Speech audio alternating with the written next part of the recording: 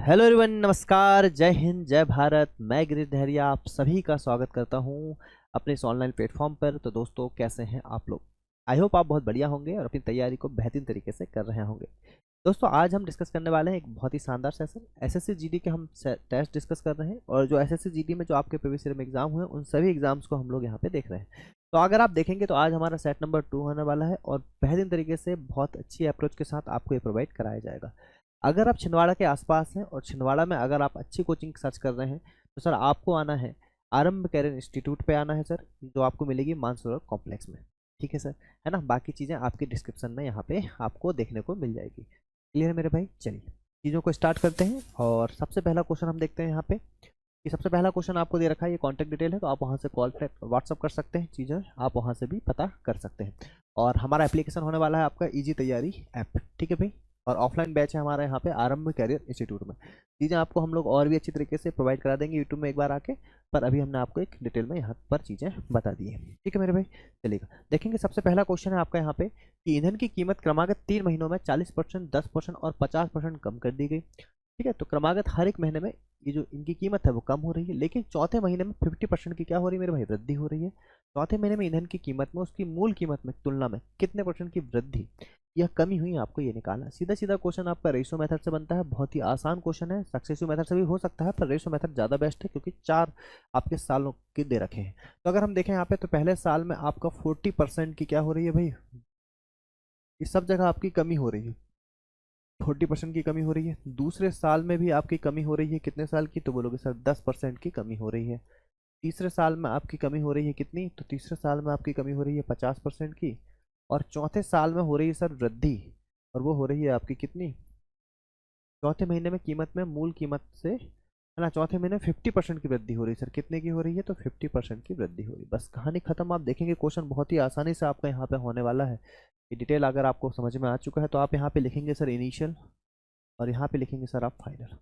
ठीक है, आपने लिखा यहाँ इनिशियल, आपने लिखा यहाँ फाइनल।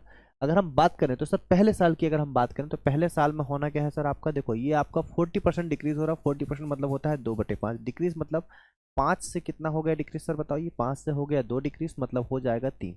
फिर हम बात करें सेकंड साल की, तो सेकंड साल में होने वाला है कितना? 10%, मतलब होता है 1/10। तो 10 से कितना होने वाला है? तो 1 कम होने वाला है, मतलब 9 हो जाएगा।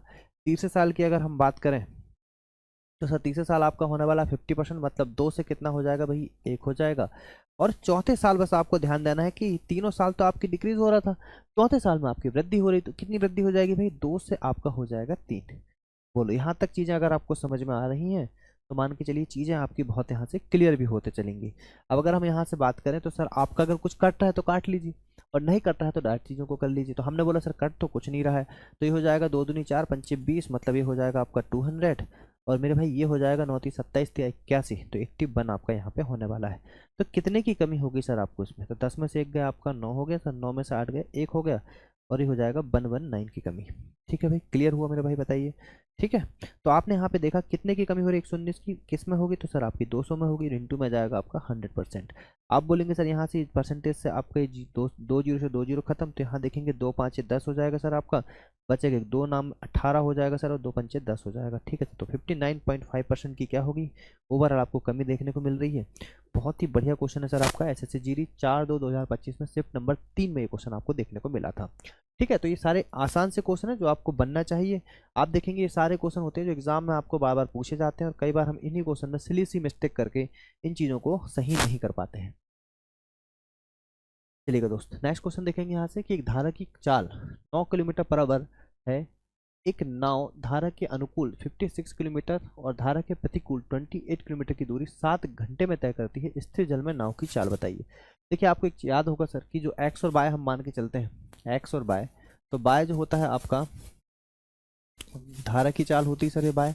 और एक्स जो होता है आपका बोट की चाल होती है। किसकी चाल होती है सर? आपकी बोट की। ठीक है, नाव की चाल होती है। तो आपने बोला कि आप गए भाई कहाँ पे? अनुकूल, धारा के अनुकूल अगर आप जा रहे हैं तो देखो टोटल आपको टाइम दे रखा है, तो हम यहाँ पे टाइम अगर हमें दे रखा है, मतलब डिस्टेंस अपॉन अगर हम स्पीड की बात करें, तो सर यहाँ पे अगर आप जाएंगे तो 56 किलोमीटर अगर आप जाते हैं तो धारा के अनुकूल आप जाते हैं, मतलब एक्स प्लस बाय हो जाएगा, मतलब एक्स प्लस बाय हो जाएगा। और एक्स प्लस बाय हो जाएगा तो एक्स की वैल्यू हमें किसकी वैल्यू दे रखी है सर यहाँ पे, धारा की, मतलब 9 दे रखा है। तो एक्स धारा के अनुकूल है, मतलब एक्स प्लस 9 आ जाएगा सर ये, प्लस फिर कितना सर आपका 28 किलोमीटर है, कितना है 28, और 28 किलोमीटर की दूरी 7 घंटे, मतलब 28 किलोमीटर की दूरी वह धारा के प्रतिकूल, मतलब एक्स माइनस क्या हो जाएगा भाई, ये 9 हो जाएगा। टोटल टाइम कितना लग रहा है बताइए, 7 घंटे। क्या आप इस बेसिक को समझ पाए? अगर आप इस बेसिक को समझ पाए तो आपको यहाँ से कुछ करना नहीं है सर, सीधी सीधी बात आपको यहाँ पे ये देखना है कि आप इसको और कैसे आसानी से कर सकते हैं। देखो ये 7 है आपका, तो अगर आप इसको काटें तो 7 से हो जाएगा 7 चौके 28 और 7 अठू 56। तो आपका जो फाइनली बन गया सर 8 एक्स माइनस में 9 और प्लस में 4, है ना, एक्स माइनस में एक्स प्लस में 9 और एक्स माइनस में 9 इजिकल टू आना चाहिए सर 7। कौन सा ऑप्शन रखेंगे तो 7 आएगा? अगर आप 20 रख दें तो 8/29 हो जाएगा, कटने के चांसेस ही नहीं है, ये ऑप्शन आपका खत्म हो गया। अगर आप 16 रख दें तो हो जाएगा 16 9 25, ये भी ऑप्शन सही नहीं है, ये भी आंसर नहीं हो सकता। ठीक है, अगर आप 9 रख दें तो 8 और 8 होता है सर आपका 18 और प्लस 4, है ना, 8 9 में से 9 गए तो 0 हो जाएगा सर, ये तो पॉसिबल ही नहीं है। तो एक ही ऑप्शन बचा सर 15, तो आपने बोला 8 और 15। ठीक है, तो 8 अगर आप जोड़ देते हैं दोनों को तो कितना हो जाएगा सर आपका, 15 5 हो जाएगा 24 हो जाएगा सर आपका, और प्लस 4, है ना। एक्स की वैल्यू अगर आप यहाँ पे एक्स की वैल्यू कितनी रखते हैं मेरे भाई, 15 रखते हैं, और 4 और हो जाएगा 15 में से 9 कितना हो जाएगा सर 6। तो आप देखिए 8 तिया 24 मतलब 1/3 हो गया, और 2 दूनी 4 और 2 तिया 6, तो कितना हो गया 2/3 हो गया। अगर आप इनको सॉल्व करें तो ये हो जाएगा सर कितना, 7 से कट गया ना सर, यहाँ से आपका 1 आ जाएगा, तो 1 आना चाहिए। तो आप देखेंगे ये करने पे सॉल्व कितना आ रहा है सर, 1 आ रहा है, मतलब 3/3, कहने का मतलब 1 ओवर। तो आप देख रहे हैं ऑप्शन नंबर डी बनेगा दोस्तों आपका राइट आंसर। बेसिक सा क्वेश्चन था, चीज़ें आपको समझ में अगर आ रही हैं तो आप देख रहे हैं बहुत ही आसान तरीके आपको यहाँ पे मिलने वाले हैं। चलिएगा दोस्तों, ये आपसे बोल रहा है यदि एक कम कैमरे का क्रय मूल्य उसके विक्रय मूल्य का 75% और लाभ परसेंटेज बताइए। बहुत बेसिक सा क्वेश्चन है। ठीक है, तो बोल रहा है यदि एक कैमरे का क्रय मूल्य उसके विक्रय मूल्य का, तो कैमरे का जो कॉस्ट प्राइस है वो उसके सेलिंग प्राइस का 75% है। देखो एक चीज़ समझो, 75% मतलब कितना होता है सर, 75 आप चाहो तो उसको वैसे भी कर सकते हो जैसे हम कर रहे थे अभी, बेसिक से अगर आप करना चाहो तो आप बोल सकते हो कि कैमरे का जो कॉस्ट प्राइस है वो उसके सेलिंग प्राइस का 75% है, ये बोल रहा है वो सीधी सी लाइन। तो उसका लाभ परसेंटेज कितना, आप यहाँ से भी चीज़ों को निकाल सकते हो, कोई दिक्कत वाली बात नहीं है। तो आप बोलोगे सर कॉस्ट प्राइस अपॉन में सेलिंग प्राइस हो जाएगा, और 75% मतलब होता है, देखो 25 75 मतलब होता है 75/100, तो आप बोलोगे 25 या 75 और 25 चौके 100। तो आपने बोला 3 रुपये आपका हो गया कॉस्ट प्राइस, 4 रुपये आपका हो गया सेलिंग सेलिंग प्राइस, 3 से 4 मतलब 1 रुपये का प्रॉफिट। तो 1/3 इंटू में 100%, तो आंसर आ गया आपका 33 सही 1/3% का क्या हो रहा है मेरे भाई, प्रॉफिट हो रहा। बताओ कोई दिक्कत आपको यहाँ तक, कोई दिक्कत आपको यहाँ तक होनी नहीं चाहिए भाई, ठीक है मेरे भाई। चलिएगा, किसी मूलधन पर 6% की वार्षिक दर से 2 वर्ष की अवधि के लिए साधारण ब्याज 318 रुपये है, तो मूलधन ज्ञात कीजिए। बहुत ही बेसिक सा क्वेश्चन है, आप इस चीज़ को देखिए, जब भी हम मूलधन है, जब भी हम एसआई के क्वेश्चन करते हैं तो एसआई के क्वेश्चन में आपको एक चीज़ का पता होना बहुत जरूरी है सर। ये आपसे बोल रहा है किसी मूलधन पर 6% की दर, तो सर आपको रेट गिवन है कितना 6%, आपको टाइम गिवन है कितना 2 वर्ष, ठीक है, अवधि के लिए साधारण ब्याज मतलब आपको एसआई गिवन है कितना सर 318। आपको एक चीज़ ध्यान देना कि आपको निकालना है मूलधन। मैं ना आपको एक छोटा सा कॉन्सेप्ट यहाँ से बताता हूँ कि जब भी ऐसा आ जाए, देखिए एसआई को हम हमेशा मान के चलते हैं 80%, हम एसआई को क्या मान के चलते हैं सर हमेशा 80%, और प्रिंसिपल को मान के चलते हैं सर 100%। बोलो बात आई समझ में? मैंने बोला एसआई को हम मान के चलते हैं सर 80%, ये बेसिक से भी पॉसिबल है, पर मैं आपको यहाँ से एक अप्रोच बता रहा हूँ कि सर हम एसआई को मान के चलते हैं R/T%, और प्रिंसिपल को मान के चलते हैं सर यहाँ पे 100%। तो मेरे भाई यहाँ से क्वेश्चन बहुत आपका आसान होने वाला है, मैं बेसिक से भी आपको बता दूंगा, आप बिल्कुल टेंशन ना लें। तो हमने ये बोला कि सर एसआई हमें गिवन है 318, एसआई कितना गिवन है 318, पर हमारे अकॉर्डिंग एसआई कितना होना चाहिए, तो बोलोगे सर एसआई होना चाहिए 6×2 = 12%। कितना होना चाहिए सर 6×2 = 12%, तो वैल्यू जो होगी सर ये 12% की है। मुझे निकालना प्रिंसिपल है तो मुझे वैल्यू निकालना किसकी 100% की। सर परसेंटेज से परसेंटेज आपका यहाँ पे कैंसिल होता है, और आप देखेंगे तो यहाँ से परसेंटेज कैंसिल हो गया। 12 से अगर आप काटेंगे तो कितना हो जाएगा सर, 12 से अगर आप काटेंगे तो 12×2 = 24, है ना, बचेगा कितना 7, 24 6 और 1 7, 12×6 = 78, तो सर 2600, 12×2 = 24 और 1 7, 12×6 = 78, 2600 आपका यहाँ पे राइट आंसर होना चाहिए। पर चूंकि ये आंसर आपका हो नहीं रहा सर, 2651 आ रहा। क्या पूछा गया आपसे, आपसे पूछा गया किसी मूलधन पर 6% की वार्षिक दर से 2 वर्ष की अवधि के लिए साधारण ब्याज 318 है, मूलधन ज्ञात कीजिए। 6% 2 वर्ष, 6×2 = 12% की वैल्यू हो गई, बिल्कुल सही बात थी। 318 अपॉन में 12 किया आपने, तो 12 दूनी 24, 24 6 और 1 7। अच्छा सॉरी, हमने गलत काट दिया सर यहाँ पे हमने गलत काट दिए हैं, इसलिए दिक्कत हो रही। बाकी तो क्वेश्चन आता है। हमने बोला चलो इसको ऐसा कर लेते हैं, ये डायरेक्ट कटेगा नहीं सर आपका, है ना। तो हमने बोला कि हम 12 छिंग 78 सर थोड़ा सा गलत हो गया। देखिए 4 से काटेंगे तो 4 तिया 12, 4 से काटेंगे तो 25 बार कट गया सर। 3 से काट लेंगे तो कितना हो जाएगा, 3 एकम 3, 3 छिंग 18, तो 25 छिक्के 150, 25 छिक्के 150 तो होता है 0, बचेगा 15, 15 का 5 आ जाएगा, बचेगा 1, 25 एकम 25 और 1 26, 2650 आपका बनेगा सर यहाँ पे right answer, option number D. ठीक है, तो आप देखिए ये क्वेश्चन बहुत ही आसान है सर। यहाँ पे वो आपसे बोला गया है सर यहाँ पे कि किसी जॉब से अर्जित धनराशि किए गए कार्य के घंटों की संख्या के अनुक्रमानुपाती होती है। ठीक है, यह अनुक्रमानुपाती का मतलब ये है कि जितने घंटे आप काम करेंगे उतने ज़्यादा आपको पैसे मिलेंगे, जितने कम घंटे आप काम करेंगे उतने ही कम आपको यहाँ पे पैसे मिलने वाले हैं। ठीक है मेरे भाई, तो यहाँ पे बोला गया कि यदि 6 घंटे में 324 रुपये आपको अर्जित होते हैं, 6 घंटे में कितने रुपये मिलते हैं 324, तो 29 घंटे में कितने काम मिलेगा। तो देखो आप बोल सकते हो कि 6 आवर में मिला कितना 324, तो आपसे पूछेगा कि सर 9 आवर में कितने ओवर में सर, 29 ओवर में, 29 ओवर में आपसे पूछा गया है। अब बोलेंगे 6 से अगर आप काट देंगे तो 6 पंचे 30, 6 चौके 24, तो आप इंटू में निकाल सकते हैं, इंटू में 54। ठीक है, तो ये लगभग आपका जो जाएगा सर यहाँ पे देखो 9 चौके 36 से मतलब ये यूनिट डिजिट तो आपका है नहीं, इसका यूनिट डिजिट देख लीजिए एक बार, डिजिटल सम देख लीजिए सर आपका एक बार। तो 6 और 6 12 मतलब 3 7 3 10 मतलब एक और एक 2 आपका डिजिटल सम आ रहा है। इसका देखेंगे तो 6 और 6 12 मतलब 2, 6 6 12 मतलब 3, 3 और 4 और 5 9, तो 9 डिजिटल सम हमारा। इसका देखिए 9 डिजिटल सम है सर, 5 इंटू 4 9, तो बस यही सर आपका राइट आंसर है। 9 से मल्टीप्लाई हो रहा है, ऑप्शन नंबर डी बनेगा आपका राइट आंसर। ठीक है, आप मल्टीप्लाई करके देखेंगे तो भी आपका आंसर वही आएगा। बोलिए कोई दिक्कत है यहाँ पे। डिजिटल सम से आंसर क्या है सर, ऑप्शन नंबर डी। आप ऐसा कर सकते हैं, नहीं तो आप इसको ऐसा कर सकते हैं सर, 30 माइनस 1 इंटू में 54 कर सकते हैं बेसिक से अगर करना चाहें। 3 चौके 12 का 2 बचा 1, 3 5 15 और 1 16, ये 1620 से आप घटा देंगे 54, तो आंसर आपका आएगा सर 1566। बोलो कोई दिक्कत यहाँ तक। देखिए भाई एक और शानदार सा क्वेश्चन आपके सामने कि 1200 प्रति सैकड़े की दर से 400 सेब व्यक्ति ने खरीदा और 800 रुपए के लाभ पर बेचा गया, तो बोल रहा है प्रति दर्जन सेबों का विक्रय मूल्य ज्ञात कीजिए। देखो बहुत ही बेहतरीन सा क्वेश्चन है, करना कुछ नहीं है। अब देखो 1200 जो सेब है आपके प्रति सैकड़ा मतलब 100 सेब आपने कितने, प्रति सैकड़ा का मतलब कितना होता है 100 सेब। 100 सेब आपने खरीदे 1200 रुपए में, तो एक सेब कितने में खरीदोगे सर 12 रुपए में। एक सेब कितने में खरीदोगे 1200 में। जो 400 सेब खरीदे, तो टोटल कॉस्ट वाइज अगर आप देखो 400 सेब का, तो 400 सेब आपने खरीदे, 400 इंटू 12 मतलब 12 चौके 4800 सेब आपने खरीदा, 4800 रुपये में खरीदा। ठीक है मेरे भाई, फिर आपसे बोल रहे हैं कि 800 रुपये के लाभ पर बेच दिया, तो 800 रुपये का अगर इसको लाभ हो जाएगा तो कितना हो जाएगा बताओ, ये हो जाएगा 5600। ठीक है, ये हो जाएगा 5600। तो बोल रहे हैं कि प्रति दर्जन सेबों का विक्रय मूल्य ज्ञात कीजिए। सर ये 5600 जो हो गया है, तो 5600 को अगर जो हो गया है तो 5600 जो है ये कितने सेब है सर, 5600 सेब है, मतलब 5600 रुपये की बात हो गई। तो ये कितने सेब खरीदा था स्टार्टिंग में 400, तो 400 खरीदा तो 400 ही बेचेगा, तो ये अपॉन में कितना हो जाएगा, एक सेब का मेल हो जाएगा कितना अपॉन में 400।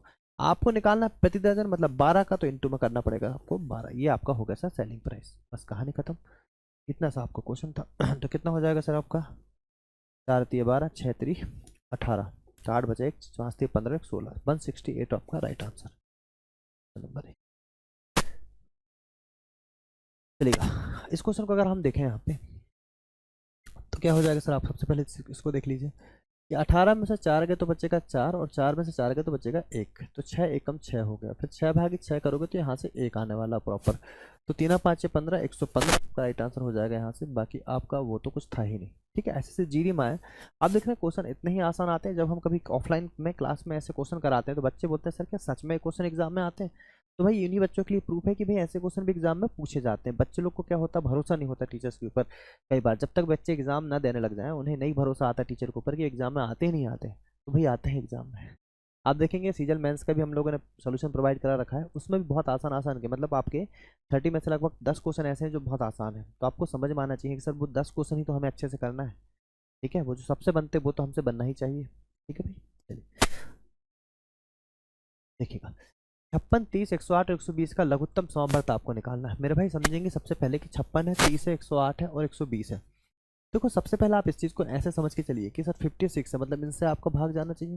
देखो यूनिट डिजिट आपका 0 दिख रहा है, अगर यूनिट 0 है मतलब कि लास्ट में 0 होना चाहिए, तो ये आंसर नहीं है, ये आंसर नहीं, दो में से एक ऑप्शन आपका आंसर होना चाहिए। ठीक है फिर आप देखेंगे 3, तो देखो छः और छः 12, 12 और 7 19, मतलब ये आंसर नहीं हो सकता। 7 और 5 12, 12 6 18, ऑप्शन नंबर डी आपका राइट है, क्योंकि 30 दिख रहा है मतलब 3 इंटू में 10, तो आंसर आएगा सर आपका ऑप्शन नंबर डी। आप देख सकते हैं कितने आसानी से क्वेश्चन कर सकते हैं, हमने कुछ भी यहाँ पे नहीं निकाला है, एलसीएम हमने निकाला ही नहीं है। ठीक है सर, आई बात समझ में? चलिएगा, बहुत बढ़िया। यहाँ पे देखिए दोस्तों, एक एक शानदार क्वेश्चन आपके सामने देखने को मिल रहा है, बार बार एग्जाम में आ रहा है। आप देखेंगे एसएससी जीडी में अभी हमने 3 शिफ्ट कर रखा है, तीनों शिफ्ट में क्वेश्चन आपको देखने को मिल रहा है, एक सा ही पैटर्न चल रहा है। तो इसका अभी हम लोग यहाँ पे अब शॉर्टकट बताने वाले हैं, क्योंकि 2 शिफ्ट में हमने इसका बेसिक देख लिया पूरा प्रॉपर तरीके से। तो इसका जो बेसिक अगर हम बात करें तो देखो, बेसिक नहीं, इसका अगर हम शॉर्टकट की बात करें, शॉर्टकट बहुत ही बढ़िया तरीके से मैं आपको समझाने वाला हूँ। देखिए, एक एग्जाम्पल समझिए पहले, कि जैसे मान लो एक व्यक्ति है 20 साल का और एक व्यक्ति है आपका 22 साल का है। एक व्यक्ति है 20 साल का, एक व्यक्ति है आपका 22 साल का। अभी आप 21 साल लीजिए, क्योंकि ये क्वेश्चन आपके अभी एक एक साल के डिफरेंस वाले आ रहे हैं, कल को 2-2 साल वाले आएंगे तो उसको भी देखेंगे। तो मान लो ये 30 साल के बाद इनको एक सा पैसा 20, एक व्यक्ति 20 साल का है, एक व्यक्ति 21 साल का है। 20 साल का जो व्यक्ति है आपका ऑब्वियसली छोटा होगा, और 21 साल का व्यक्ति ऑब्वियसली क्या होगा, बड़ा होगा। तो जो 20 साल का व्यक्ति है और एक 21 साल का व्यक्ति, स्टार्टिंग में आपने पैसा जमा करे। 20 साल का व्यक्ति और एक 21 साल के व्यक्ति, उनको आपने स्टार्टिंग में पैसा जमा किया, उनको 30 साल के बाद एक सा अमाउंट मिलना है। तो बताओ 30 साल तक अगर पैसा जमा रहेगा एफडी में, तो इसको कितने साल जमा रहेगा, ये 10 साल जमा रहेगा। और इसका आप देखोगे तो कितने साल जमा रहेगा, 9 साल जमा रहेगा। यहाँ से कॉन्सेप्ट आपको समझ में आएगा कि अगर आपको बड़ा और छोटा व्यक्ति निकालना है डायरेक्ट, तो सर जिनके जिनका पैसा जितने साल तक, मतलब आप देख रहे हैं ये 10 साल तक जमा रह रहा है और इसका ये कितने साल तक जमा रह रहा है, 9 साल तक। तो जो छोटा व्यक्ति है, जो छोटा व्यक्ति है उसका पैसा ज़्यादा दिनों तक जमा रहता है, ज़्यादा दिनों तक जमा रहता है। और जो बड़ा है व्यक्ति, उसका जो पैसा है वो कम दिनों तक जमा रहता है। आप समझ पा रहे हैं यहाँ पे कि छोटा व्यक्ति को 9-10 साल तक पैसा जमा था और बड़ा व्यक्ति का 9 साल तक पैसा जमा था। मेरी बात समझ पा रहे हैं आप? ठीक है, तो ये चीज़ आपको समझ में आ गई होगी। तो अब यहाँ से देखो, अब यहाँ पे 2 व्यक्ति हैं आपके, वो आपसे बोल रहे हैं कि जो अजय है, अजय और प्रकाश, अजय 18 वर्ष और 19 वर्ष के बाद समान धनराशि प्राप्त होती है। तो बताओ, अब अगर मैं यहाँ से आपसे बोलूँ कि अजय हो गया और प्रकाश, तो आपसे अगर मैं पूछूं कि कौन बड़ा है कौन छोटा है, तो आप क्या बताओगे? प्रकाश जो है ज़्यादा सालों के लिए पैसे जमा कर रहा है। तो ज़्यादा सालों के लिए जो पैसा जमा करते हैं, जो ज़्यादा साल के लिए पैसा जमा करते हैं, वो क्या होता है आपका, है ना? देखो, जो छोटा है वो ज़्यादा समय के लिए पैसा जमा करेगा, जो छोटा है वो ज़्यादा समय के लिए पैसा जमा करेगा। तो प्रकाश आपका छोटा हो जाएगा। तो हमने बोला प्रकाश जो हो गया आपका छोटा हो गया, प्रकाश क्या हो गया आपका छोटा भाई है। और एक कौन है इसके साथ, अजय है जो बड़ा भाई है। मेरे भाई, क्या आपको ये छोटा सा कॉन्सेप्ट समझ में आया? ठीक है, छोटा और बड़ा वाला। ठीक, अब इसके बाद कॉन्सेप्ट आ जाएगी 4%। रेट कितना मिल रहा है बताओ, 4%। 4% का मतलब मेरे भाई होता है 1/25। तो आपको क्या काम करना है कि 25 रुपये मिल रहे हैं छोटे भाई को और बड़े भाई को मिल रहे हैं कितने रुपए, 26 रुपये। बोलो बात आई समझ में? और जितना जैसे ही आपको ये चीज़ छोटा सा कॉन्सेप्ट समझ में आया, क्वेश्चन आपको वही जगह पे खत्म हो गया कि टोटल पैसे कितने हो गए, तो बोलोगे सर 51 रुपये। तो वो आपसे बोल रहा है कि टोटल जो जमा किया था उनने वो कितने थे, 1224 रुपये। और ये बोल रहा है 1224 नहीं, कितने हैं आपके, 51 रुपये। पर प्रकाश बोल रहा है कि प्रकाश के पैसे निकालना, तो प्रकाश ने कितने रुपये जमा किए थे बताओ, 25 रुपये।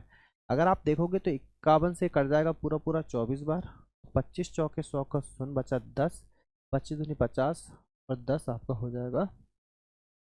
ऐसा ऑप्शन नंबर बनेगा आपका सी, यहाँ पे राइट आंसर है ना। बहुत ही बढ़िया क्वेश्चन, बहुत ही बढ़िया मेथड मैंने आपको यहाँ पे बताया है।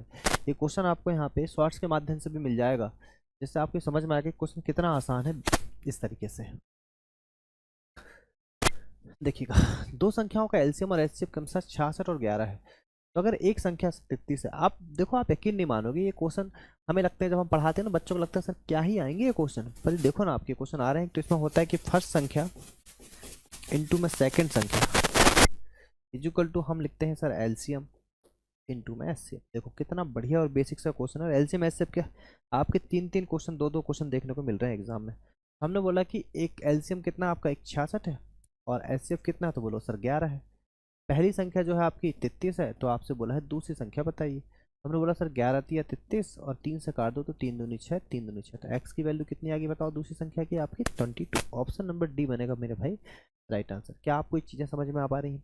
ठीक है, अगर आपको कॉन्सेप्ट पढ़ाने के तरीके बढ़िया लगते हैं सर, आप बिल्कुल ऑफलाइन बैच में आ सकते हैं। ठीक है, चलिएगा, बहुत बढ़िया। देखिएगा, यदि किसी गोले की त्रिज्या 3 गुनी कर दी जाए तो मूल गोले के आयतन और नए गोले के आयतन का अनुपात बताइए। मतलब वो आपसे बोल रहे हैं कि एक आपका ये गोला है R1, एक गोला है आपका R2। वो बोल रहा है मूल गोला अगर आपका एक है, इसकी त्रिज्या कितनी है आपकी, एक है, तो इसकी त्रिज्या को कितना कर दिया जाए, है ना, इसकी त्रिज्या को कितना कर दी जाए, ये R है आपकी, ये इनिशियल हो गई, ये आपकी फाइनल हो गई, मतलब ये वॉल्यूम 1 हो गया, ये आपका वॉल्यूम 2 निकल जाएगा यहाँ। तो बोल रहा है त्रिज्या को 3 गुनी कर दी जाए, त्रिज्या को कर दी हमने 3 गुनी, R2 कितनी हो गई आपकी, है ना, ये आपकी R2 हो गई। अब बोल रहा है कि आयतन का अनुपात कितना होगा। तो सर आपको पता है कि वॉल्यूम का जो रेशो होता है, जो त्रिज्या का रेशो आपको पता है, वॉल्यूम कितना होता है, किसकी बात चल रही है, गोले की, 1/3 पाई R क्यू, सॉरी गोले की बात चल रही है, 4/3 पाई R क्यू। देखो यहाँ पे वैसे भी 4/3 का कोई मतलब नहीं, क्योंकि आप जब रेशो निकालते हो 4/3 तो कट ही जाएगा, सिर्फ R क्यू का ही मतलब है। तो वॉल्यूम जो आपको निकलेगा सर वो निकलेगा 1 का क्यू, रेशो 3 3 होती है 27, मतलब 1/27 आपका यहाँ पे फाइनल आंसर हो गया। तो आपसे क्या पूछ रहा है यहाँ पे, बोला गया है कि तो मूल गोले का आयतन और नए गोले का आयतन का अनुपात बताओ। तो मूल गोले और नए गोले का आयतन हो जाएगा 1/27, ऑप्शन नंबर डी। जल्दबाजी में गलत नहीं करना है, ऑप्शन में आपका 27/1 भी दे रखा है ना, ठीक है, चलिएगा देखेंगे। मुकुल ने 1.35 किलोमीटर की दूरी पर एक बंदूक चलाई और वह 3 सेकंड के बाद की ध्वनि सुनाई देती, ध्वनि की चाल बताओ। देखो ध्वनि की किस चाल बताओ, चाल स्पीड इज इक्वल टू होता है सर डिस्टेंस अपॉन में टाइम। तो आप देखेंगे कि 1.35 किलोमीटर, तो 1.35 किलोमीटर, तो अगर इसको मीटर में चेंज करेंगे तो किससे मल्टीप्लाई करेंगे सर, आपका 1000 से, ये हो जाएगा आपका कितना, 1350 मीटर। बोलो बात आई समझ में। और वह 3 सेकंड के बाद, तो 3 सेकंड मतलब आप 0.3 कर देंगे। आंसर आपको किसमें चाहिए, मीटर पर सेकंड, तो बिल्कुल मीटर पर सेकंड में आंसर हो गया। तो हो गया सर तीन चौके 12, बचेगा एक, 3 5 15, 450 सेकंड आपका यहाँ पे right answer, option number D. देखिएगा बहुत ही बेहतरीन क्वेश्चन। ऋतु और मोना मिलकर एक घर की पेंटिंग 18 दिनों में कर सकते हैं और ऋतु को अकेले पेंटिंग पूरी करने में 27 दिन लगते हैं। टाइम एंड वर्क का एक बहुत ही बढ़िया सा आसान सा क्वेश्चन है कि वो आपसे बोल रहा है कि अगर ऋतु और मोना किसी पेंटिंग को 18 दिनों में कर सकते हैं पेंट, और ऋतु अकेले अगर उसको पेंट करे तो उसे पूरी करने में 27 दिन लगेंगे। देखो 18 और 27 का एलसीएम कितना हो जाएगा, ये हो जाएगा आपका 54, 54, 18 दूनी 36, 18 3 54 और 27 दूनी 54। तो देखो आपकी ये आपका हो गया यहाँ पे टोटल वर्क, ये आपकी हो गई एफिशिएंसी। क्या पूछ रहा है आपसे, तो मोना अकेला पेंटिंग को कितने समय में पूरा करेगी, तो मोना का निकाल लो सर, टोटल काम कितना था 54, 3 में से 2 का कितना जाएगा, 1 आ जाएगा, तो आंसर आ जाएगा 54, ऑप्शन नंबर डी। ठीक है, बेसिक सा क्वेश्चन था। देखेंगे नेक्स्ट क्वेश्चन। ये बोल रहा है 153, 117, 405 का एचसीएफ ज्ञात करो। देखो सर यहाँ हमें निकालना है हाईएस्ट कॉमन फैक्टर। क्या निकालना मेरे भाई, हाईएस्ट कॉमन फैक्टर। कैसे निकालिएगा, आप यहाँ पे देख सकते हैं सर 3 संख्याएं हैं, है ना। हाईएस्ट कॉमन फैक्टर का सीधा सीधा सा रूल है सर, आप देखिए यहाँ पे 153 है, 117 है और 405 है। ठीक है, तो आपका जो भी हाईएस्ट कॉमन फैक्टर रहेगा सब में भाग जाना चाहिए, और वो बड़ी से बड़ी संख्या होना चाहिए जो सब में भाग आपकी जाती है। तो हम यहाँ पे इस संख्या को कैसे निकाल सकते हैं, ठीक है। अब देखिए इसमें एक चीज़ मैं आपको बताता हूँ कि अगर हम यहाँ पे देखें तो ये होता है 17 90 153, 17 × 9 153, 17 90 153, और ये होता है 17 सत्ते तो होता नहीं सर, 17 90 153, ठीक है।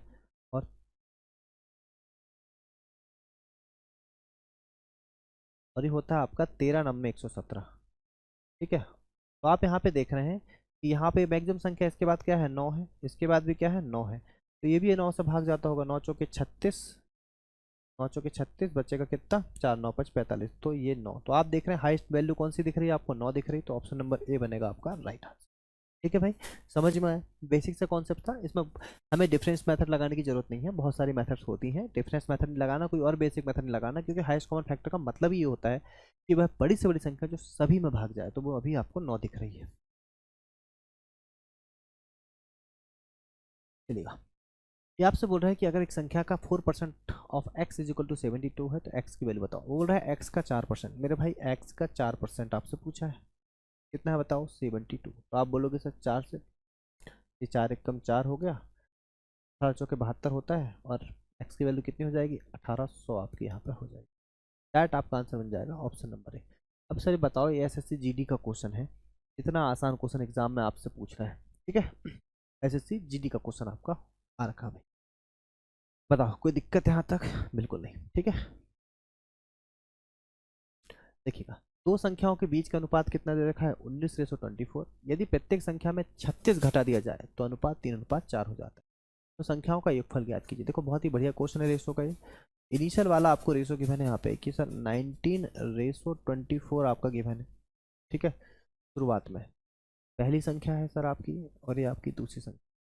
फिर आपसे बोल रहा है कि यदि प्रत्येक संख्या में 36 अगर हम घटा रहे हैं तो अनुपात 3:4 हो जा रहा है। तो अनुपात कितना हो जा रहा है सर आपका 3:4 हो जा रहा है। बेसिक अगर आप करने का तो आप ये बोल सकते हो कि पहली संख्या 19x है, ठीक है, जिसमें हम क्या घटा रहे हैं सर 36। दूसरी संख्या आपकी हो जाएगी 24x, जिसमें हम घटा रहे हैं 36। इसके बाद जो अनुपात है आपका हो जाता है 3:4। ये हो गया सर आपका बेसिक। ये क्या हो गया मेरे भाई आपका बेसिक। पहली संख्या थी 19x माइनस 36, 3 आ गया 24x, 24x माइनस में 36 इज इक्वल टू 4। तो ये बेसिक तरीका हो गया एक क्वेश्चन करने का। अब देखिए इस क्वेश्चन को और कैसे आप बना सकते हैं। इस क्वेश्चन को आप बना सकते हैं डिफरेंस मेथड से। आप देखेंगे कि इसका डिफरेंस कितना हो रहा है सर मेरे भाई 1 हो रहा, तो और इनका डिफरेंस कितना हो रहा बताओ। तो इनका डिफरेंस हो रहा है आपका 5। तो इस 5 का मल्टीप्लाई कीजिए यहाँ पे, और इस 1 का मल्टीप्लाई कीजिए यहाँ पे। तो देखेंगे यहाँ से ऊपर वाला रेशो तो 19:24 ही होने वाला है, इसमें कोई दिक्कत वाली बात नहीं होगी आपको। 5 का मल्टीप्लाई करेंगे तो 5 3 15 हो जाएगा, और 5 के 20 हो जाएगा। आप देखेंगे यहाँ से चीज़ें आपको बहुत ही क्लियर हो दिखते नजर आएंगे कि सर 19 और 15 दोनों का रेशो आपका बैलेंस हो जाएगा। देखिएगा कि सर यहाँ भी 4 घटा रहे हैं, यहाँ भी, तो मतलब माइनस कितना घटा रहे हैं आप 4, मतलब रेशो आपका बैलेंस हो गया। एग्जामिनर बोल रहा है 4 नहीं घटाना है, कितना घटाना है 36 घटाना है, तो उन्होंने बोला 36 घटाना है। तो 1 यूनिट की वैल्यू कितनी हो जाएगी बताइए 9। अब 1 यूनिट की वैल्यू 9 हो गई। बोल रहा find the sum of number, sum of number मतलब इनिशियल वाले, तो कितना हो जाएगा नंबर बताओ। 9 और 4 13 का 3 बचेगा, 2 3 और 4 43 आपका नंबर हो जाएगा। तो यहाँ पे आंसर आ जाएगा 43 इंटू में 1 यूनिट की वैल्यू 9, तो 9 3 27, मतलब 387 बनेगा दोस्तों आपका राइट आंसर। कोई दिक्कत आपको यहाँ तक नहीं होना चाहिए। बहुत बेसिक मेथड से मैंने आपको चीज़ें बताया है। अगर आप चाहें तो बेसिक से भी क्वेश्चन को बना सकते हैं, कोई दिक्कत वाली बात नहीं है मेरे, ठीक है। क्वेश्चन आपका यहाँ पे खत्म। देखिए भाई एक और बेहतरीन क्वेश्चन आपके सामने। आप इस क्वेश्चन में एक चीज़ समझ पा रहे हैं सर, क्वेश्चन बहुत आसान है। अगर क्वेश्चन होगा तो थोड़ा सा कैलकुलेटिव हो सकता है। मैंने बोला कि अंकित मूल्य आपको गिवन है 7,895। आपको अच्छे तरीके से पता है कि एमआरपी में जब आप देते हो डिस्काउंट, डिस्काउंट परसेंटेज, तो क्या निकल के आता है मेरे भाई सेलिंग प्राइस। एमआरपी में डिस्काउंट देने पे क्या निकल के आता है सेलिंग प्राइस। तो हमने बोला कि कितने का डिस्काउंट, तो 4.2% का डिस्काउंट। तो 4.2% को अगर आप सॉल्व करें तो 42 अपॉन में 100, एक बार और 100 लग जाएगा, ठीक है। तो कितना हो जाएगा सर, 2 से काटेंगे, 2 दूनी 4, 2 एकम 2, और ये हो जाएगा 500, ठीक है। तो मतलब आप समझ सकते हैं कि जो 7,895 वैल्यू है आपकी, ये आपको गिवन है किसकी 500 की, ठीक है भाई। और आपको निकालना है क्या सेलिंग प्राइस। तो वैल्यू क्या हो जाएगी आपकी, ये हो जाएगी 479 की वैल्यू आपकी सेलिंग प्राइस हो जाएगी। 500 में से अगर आप घटाएंगे कितना 21, तो कितना हो जाएगा भाई 479। अब देखो इस क्वेश्चन को कैसे सॉल्व किया जाए। 5 से एक बार काट लो तो 5 एकम 5, तो नीचे 100 आ रहा है। आप देख रहे हैं पॉइंट आपका आ रहा है यहाँ से। 5 से काट देंगे तो कितना हो जाएगा 5 एकम 5 बचेगा 2, पचम 25, 5 एकम 5 बचेगा 2, है ना। पचम 25 बचेगा 3, 5 सत्ता 35, 5 सत्ता 35 बचेगा 4, 5 9 के 45, ठीक है। तो आप देख रहे हैं जब 1579 में अगर आप मल्टीप्लाई करेंगे 479 का, 9 में 9 में 81, 81 आपका हर जगह आ रहा है। एक बार डिजिटल सम चेक कर लें। देखो ये अगर 5 4 9 है, 6 3 9 है, 7 और 1 8 डिजिटल सम आ रहा है। 5 और 4 9 है, 6 3 9 है, 7 और 1 8 ही डिजिटल सम आ रहा है। मतलब डिजिटल सम आपके दो जगह जब सेम आ जाते हैं तो आपको बेसिक ही करना पड़ेगा। फिर आप इसको ऐसे कर सकते हैं सर कि 1579 है आपका, इंटू में आप इसको लिख लो 500 माइनस में 21 ही लिख लो सर, ठीक है। तो देखो कितना हो जाएगा 5 9 45 का 5 बचा 4, 7 35 और 4 हो जाएगा 39, बचेगा 3, पचम 25 और 3 28 का 8 बचेगा 2, 5 एकम 5 2 और 7, ये हो जाएगा आपका इतना। अब देखो आपको सिर्फ तो 2 डिजिट ही निकालना है। आपको क्या निकालना भाई यहाँ पे 2 डिजिट ही निकालना है, ठीक है। तो देखो ये हो जाएगा 9 एकम 9, है ना। 9 एकम 9, 9 दूनी 18, तो 18 आपका यहाँ पे आ गया। 9 एकम 9, 9 दूनी 18। फिर आप देखो तो यहाँ पे 7, तो 7 एकम 7 और 7 दूनी 14, तो कितना हो जाएगा 7 7 14 15 का 5, यहाँ पे 5 आ गया आपका है 165, 16 बचा आपका सर यहाँ पे, ठीक है। तो 5 एकम 5 और 5 दूनी 10, 121 हो गया आपका। तो ये आपका यहाँ पे देख रहे हो आपकी, जैसे 10 में से 9 गए, 1 आ गया, तो 9 में से 5 गए, 4 आ गया। 0.41 कहाँ आ रहा, तो 2 ऑप्शन खत्म। ठीक है, बस एक लास्ट ऑप्शन की कहानी है अब आपकी। ठीक है, तो यहाँ पे एक वैल्यू और चाहिए अपने पास, तो वैल्यू क्या होगी आपकी, 1 होगी। 4 में से 1 गए, 3, 3 आ रहा सर। तो यह ऑप्शन नंबर डी बनेगा आपका राइट आंसर। 7,563.41। पूरा पूरा करने की जरूरत नहीं है एक्चुअली। कैलकुलेटिव क्वेश्चन, एक आध क्वेश्चन तो देगा ही सर ठीक ठाक लेवल का, है कि नहीं देगा। चलिए बढ़िया। देखिएगा, महेश के पास फिर से 1617 रुपये।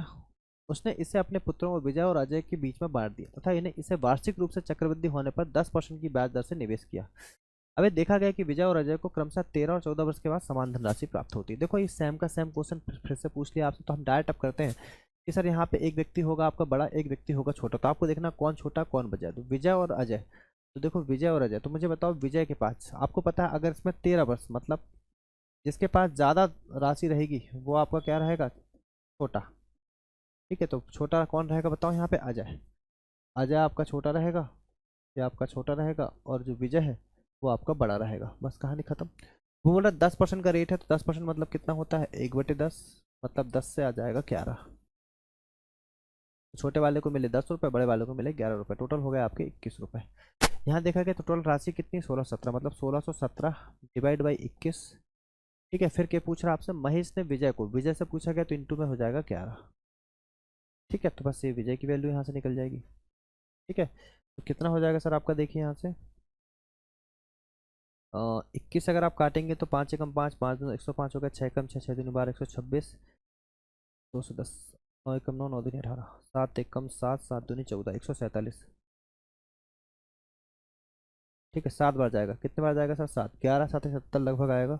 ठीक है, पूरा पूरा दे देते हैं, तो 21 से 7 बार जाएगा, 7 एकम 7, 7 दूनी 14, 147 चला गया सर। तो ये हो जाएगा 161, तो 147 में 147 है सर आपका। ठीक है, 11 में 7 गए 4, 5 में 4 गए 1, 14 आपका बचा, तो 7 बार ही जाएगा फिर से, तो 77। तो 11 7 70, 7 बचा 7, और 11 7 77 और 7 7 7 14, मतलब 847 आपका बनेगा right answer, option number D.